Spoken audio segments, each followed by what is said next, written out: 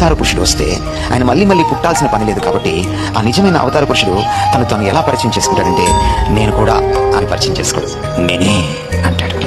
ఇదిగో ఆయన ఒక్కడే అన్నాడన్నమాట, నేనే. ఎందుకంటే అలాంటి లక్షణాలు ఇంకెవరికి ఉండవు. అనంతం ఒక్కటే ఉంటుంది. భగవంతుడు అనంతుడైతే, అనంతం ఒక్కటే అయితే భగవంతుడు కూడా ఒక్కడే.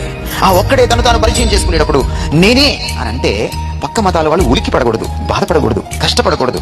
ఎందుకంటే మీకు అర్థమయ్యేటట్టు చెప్తా. కొన్ని నేనే అనకపోతే అపచారం. మీ నాన్న ఎవడరా అంటే ఆయన కూడా అంటే అపచారం. మీకు అర్థమైంది అనుకుంటా మన ఊళ్ళో వాసులకి. మీ ఆయన ఎవడమ్మా అంటే అదిగో ఆయన కూడా అంటే అది మరింత అపచారం. కొన్ని కూడా అనకూడదు, అది అపచారం.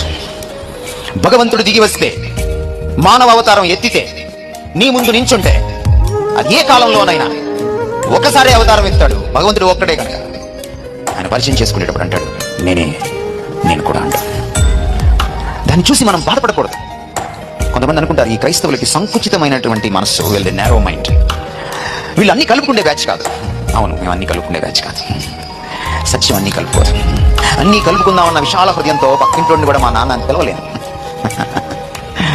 కొన్ని విషయాల్లో విశాల హృదయం పనికిరాదు. ఎందుకంటే సత్యం ఒకటే.